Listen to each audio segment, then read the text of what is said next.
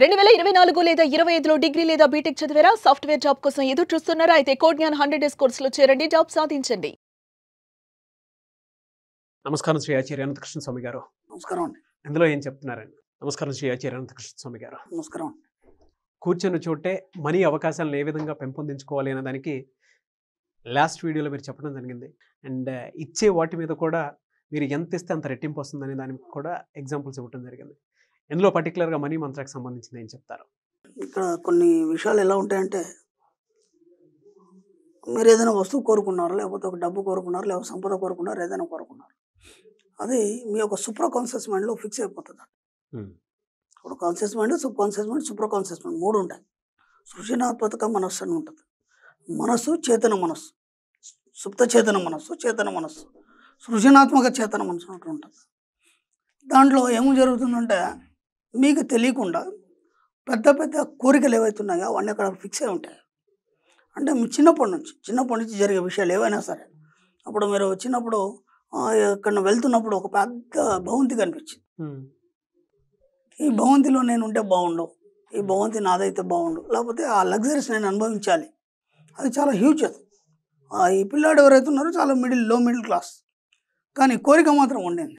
ఇప్పుడు మనం ఏవలీల సినిమా చూసాం, ఎవరు అల్లి కోరుకుంటాడు వాళ్ళ అమ్మ కోసం భవంతి. అదేమవుతుందంటే సూపర్ కాన్షియస్ మైండ్లో మీ యొక్క కోరికలు, పెద్ద కోరికలు ఏవైతే ఉంటాయి అక్కడ నిక్షిప్తమై ఉంటాయి. అవి ఎలా నెరవేరుతాయి అంటే, ఇప్పుడు మనకి ఒక చిన్న ఏజ్లో అనుకున్నాం. మనం అనుకున్న తర్వాత అప్పుడు అర్హత లేదు, ఆ ఇల్లుని పొందే అర్హత అయితే దానికి లేదు. ఆ అర్హత వచ్చే వరకు ఆ కోరికను అలాగే వస్తుంది. ఇప్పుడు అర్హత రావడానికి ఇతనికి విశ్వం అన్ని అవకాశాలను కల్పిస్తుంది. ఆ స్థాయికి వచ్చిన తర్వాత ఏమవుతుందంటే, ఆ ఇల్లు కానీ లేకపోతే కోరుకున్న ఏదైతే పెద్ద హ్యూజ్ అమౌంట్ కావచ్చు ఏదైనా కానీ ఇతనికి హ్యాండ్ ఓవర్ చేస్తుంది. మనం ఎప్పుడో అనుకుంటాం, మనం మర్చిపోతాం. అది అప్పుడు మనం సరదాగా ఏమనుకుంటాం, చిన్నప్పుడు రోజు మీద డబ్బులు దొరికితే బాగుండు అది అనుకున్నాం, అయిపోయింది. అది సరదాగా అనుకున్నది అది. కానీ ఎప్పుడో ఒకప్పుడు మనం ఒక ఏజ్ వచ్చిన తర్వాత మనకు రోడ్డు మీద ఎన్నోసార్లు డబ్బులు దొరుకుంటాయి. మనకి 100 రూపాయలు, 200, ఒకసారి 10,000 కూడా దొరుకుంటాయి. అంటే మీరు కోరంది ఇక్కడ విశ్వం ఏది ఇవ్వదు, మీరు కోరినప్పుడే అది ఇస్తుంది. అది బాగా గుర్తుంచుకోండి. మీరు కోరితే మాత్రమే వస్తాయి మీకు అన్నీ, కోరుకోకుండా మాత్రం ఏది రాదు. కాబట్టి ప్రతిదానికి మీరు మాట్లాడిన ప్రతి మాటకు కానీ, కోరికలు కానీ, లేకపోతే ఏదైనా కావచ్చు, డిజైర్స్ కావచ్చు, లేదంటే ఈర్ష్యాసూయ ద్వేషాలు కూడా, మీరు ఎక్కడైతే అక్కడ పెడతారో అది ఖచ్చితంగా పెరిగి ఒక టైం వచ్చినప్పుడు అది బయటకు వస్తుంది. ఆ యద్భావం తద్భవతి అన్నాడు. అవునవును. అంటే దాని మీనింగ్ ఏంటంటే, నువ్వు ఏది కోరుకుంటే అది కావడం అనేది కాదు. ఇప్పుడు మనం ఉన్నాము, ఒక వ్యక్తి ఉన్నాడు, మంచి క్లోజ్ ఫ్రెండ్స్, ఇద్దరు బాగా క్లోజ్ ఉన్నారు. ఒక వ్యక్తి, ఇద్దరు ఫ్రెండ్స్ ఉన్నారు, బాగా క్లోజ్ ఉన్నారు, మంచి పార్ట్నర్షిప్లో మంచి బిజినెస్ చేస్తున్నారు. చేస్తూ అనుకోకుండా ఈ వ్యక్తికి ఎవరో చెప్పారు, మీ వాడు అలా చేస్తున్నాడు, ఇక్కడ నేను ముంచుతున్నాడు ఏదో చెప్తుంటాడు. చెప్పినప్పుడు ఆయన ఒకసారి వదిలిపెట్టేశాడు, మళ్ళీ రెండోసారి విన్నాడు వేరే వాళ్ళ ద్వారా, మూడోసారి విన్నాడు. అప్పుడు మన మనసు కొద్దిగానే చలిస్తుంది. ఎందుకంటే ఒక్కడేదో చెప్పాడు, తప్పు చెప్పాడు అనుకుంటాం. కానీ మూడోసారి చెప్పినప్పుడు ఏమనుకుంటాం, మనం కావచ్చు అనుకుంటాం. అనుకున్నప్పుడు ఏమవుతుందంటే మనకు చిన్న ఒక అతని మీద వ్యతిరేక భావన ఏర్పడుతుంది. అదేమవుతుందంటే పెరిగి పెద్దతుంది. ఎప్పుడైతే నీ లోపల ఆ వ్యతిరేక భావన బీజం పడిందో ఆ క్షణం ఆ ఏటి వ్యక్తిలో కూడా పడుతుంది. కానీ తెలియదు, అది మీకు తెలియకుండానే యద్భావం తద్భవతి. నీకు ఏదైతే భావన కలిగి ఉన్నావో ఆ ఎదుటి వ్యక్తిలో కూడా అదే భావన ఉంటుంది, కానీ అది తెలియదు. అది ఇది పెరిగి ఒక టైం వచ్చినప్పుడు ఇద్దరు గొడవ పెట్టుకుంటారు. గొడవ పెట్టుకున్నప్పుడు అసలు మీరు ఊహించని మాటలు అయినా అంటాడు. మీరు అంటారు, అసలు నేను ఎక్స్పెక్ట్ కూడా చేయలేదు, ఇలా మాట్లాడుతున్నాడైనా. దానికి కారణం ఎవరు? మీరే. ఎందుకంటే ఆల్రెడీ మీ బీజం పడిపోయింది, అప్పుడు అతని మీద వ్యతిరేక భావన బీజం పడిపోయింది. అక్కడ నుంచి మీకు తెలియకుండా తన మనసులో కూడా ఆ వ్యతిరేక భావన స్టార్ట్ అయింది. కాబట్టి మనం ఎప్పుడైనా థాట్స్ ఎలా ఉండాలంటే, ఎక్కడ కూడా నెగిటివ్స్ లేకుండా ఉండాలి. పాజిటివ్ పెంచారనుకోండి, పాజిటివ్ పెరుగుతుంది. అది మీకు తెలియదు, మీకు ఇక్కడ పడిందంటే అక్కడ స్టార్ట్ అయిందన్నట్టే ఎటు వాళ్ళు. దాన్ని మీరు గమనించాలి. అలా ఏమవుతుందంటే, ఎప్పుడైతే మీరు ఏవైతే హ్యూజ్ పెద్ద కోరికలు ఏవైతే కోరుకుంటారో అవన్నీ కూడా మీ సూపర్ కాన్షియస్ మైండ్లో నిద్రావస్థలో ఉంటాయి. ఎప్పటివరకు నిద్రావస్థలో ఉంటాయి? విషయం మీకు అవన్నీ ఇచ్చి అవకాశాన్ని కల్పించే మాత్రం నిద్రావస్థలో ఉంటాయి. ఆ తర్వాత ఆ స్థాయికి వచ్చారు, మీరు దాన్ని అందుకునే స్థాయికి వచ్చారు, అప్పుడు అది ఇచ్చేస్తుంది ఆటోమేటిక్గా. ఇక మామూలుగా సబ్ కాన్షియస్ మైండ్లో కోరికలు అంటే ఇన్స్టెంట్ కోరికలు, అవి ఎలా తీరుతాయి అన్నమాట. ఒక ఇద్దరు ఫ్రెండ్స్ ఉన్నారు, కాలువ గట్టుకు వెళ్ళారు. వెళ్ళిన తర్వాత సరదాగా ఈత కొట్టారు, అంత అయిపోయింది. వస్తుంటే కాలుకి ఏదో తగిలింది, వచ్చింది రాయి, బాగా అందంగా ఉంది, చాలా అందంగా ఉంది. చూస్తుంటే పక్క ఫ్రెండ్ అన్నాడు, నీకు ఎందుకు పడే అన్నాడు. వచ్చేసాడు. వచ్చేసిన తర్వాత నైట్ అయిపోయింది, మంచి నీది పడుకుందామని అనుకున్నాడు. ఆ పడుకున్నప్పుడు ఆ రాయి గుర్తుకొచ్చింది. అరే అది తీసుకోలేకపోయానే, వాడు అలా అన్నాడే, ఎంత బాగుంది అది, ఆ ఫీల్తో పడుకున్నాడు, మంచి నిద్రపోయాడు. తర్వాత తెల్లారి లేచి చూసారికంటే కళ్ళు తెరిస్తే టేబుల్ మీద అదే రాయి ఉంది. ఆశ్చర్యపడి ఇది ఎక్కడి నుంచి వచ్చింది అసలు ఈ రాయి అని. అలా ఎలా వచ్చింది? అప్పుడు అనుకోకుండా ఎక్కడి నుంచి వచ్చిందని ఆరా తీస్తే వాళ్ళ నాన్నగారు ఆయన కూడా స్నానానికి వెళ్ళినప్పుడు ఆ రాయి కనిపించింది, ఇది బాగుంది కదా అని ఇంటికి తీసుకొచ్చి ఆ టేబుల్ మీద పెట్టాడు. నీ ప్రమేయం లేదు ఇక్కడ, నీ ప్రమేయం ఏం లేకున్నా సరే నువ్వు కోరుకుంటే చాలు ఏదో విధంగా విశ్వం నీకు తీసుకొచ్చి నీ దగ్గర పడుతుంది. ఇది సబ్ కాన్షియస్ మైండ్లో ఉంటుంది. చిన్న చిన్న కోరికలు ఏవైతున్నాయి ఇవన్నీ సబ్ కాన్షియస్ మైండ్ ద్వారా విశ్వం ఇస్తుంది. పెద్ద పెద్ద కోరికలన్నీ సూపర్ కాన్షియస్ మైండ్ ద్వారా ఇస్తుంది. ఎంత విచిత్రంగా ఉంటాయంటే సబ్జెక్ట్ భలే ఉంటుంది. ఇది మనకు అది అర్థం కాదు. ఇప్పుడు ఇవన్నీ అర్థం కాక దీన్ని అండర్స్టాండ్ చేసుకోలేక ఇంకా నాకు పనులు అవ్వట్లేదు, నేను ఇన్ని ప్రయత్నాలు చేస్తున్నా అవ్వట్లేదు, మెడిటేషన్ చేస్తు నేను చెప్తున్నాను కదా, ఈ సబ్జెక్ట్లోకి స్థాయికి వెళ్ళిన తర్వాత మెడిటేషన్ కూడా అవసరం లేదు.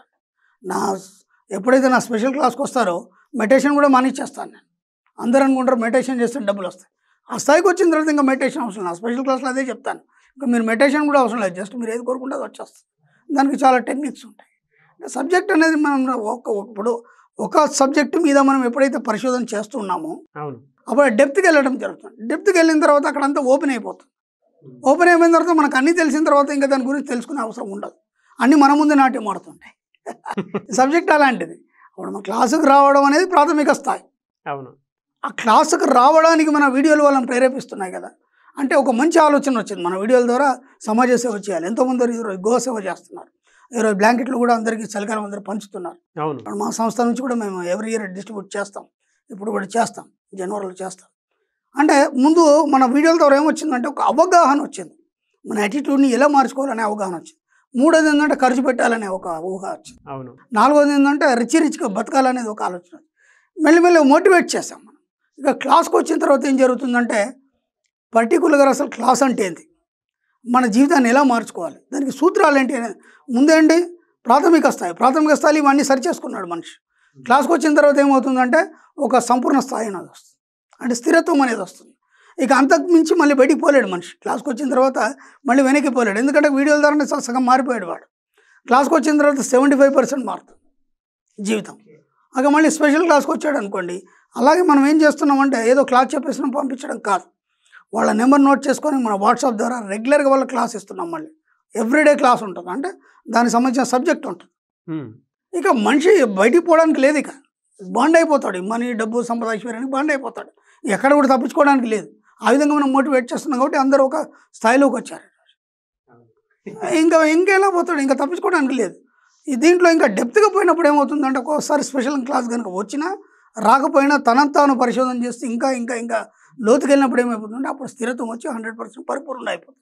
పరిపూర్ణ అయిపోయిన తర్వాత ఇంకెవరినేమో అడిగే అవసరం లేదు, ఆటోమేటిక్గా అన్ని సాధించుకుంటారు. మనం చేసే ప్రయత్నం అది ఒకటి మాత్రమే.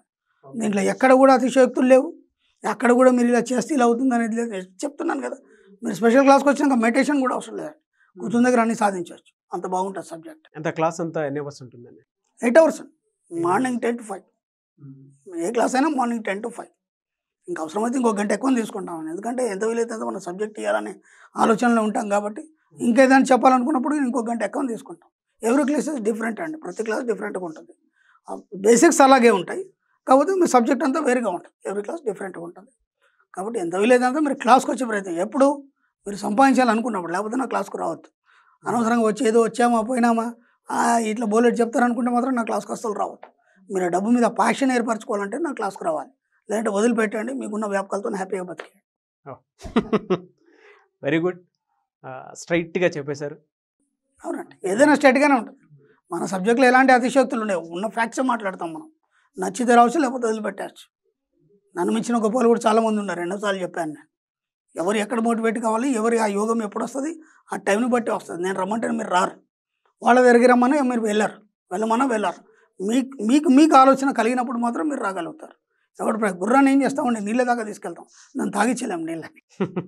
కాబట్టి మీరు ఎలా ఊహించుకుంటారో, మీకు ఎప్పుడు దాని మీద ప్యాషన్ కలుగుతుంది డబ్బు మీద, అప్పుడే మీరు రాగలుగుతారు. అప్పటి వరకు మీరు ఎన్ని ప్రయత్నాలు చేసినా రాలేరు. ఒక్కొక్కరు ఉన్నారండి 1 year నుంచి ఇంకా వస్తామంటారు, ఎవ్రీ మంత్ కాల్ చేస్తారు, కానీ ఇప్పటికి కూడా రారు.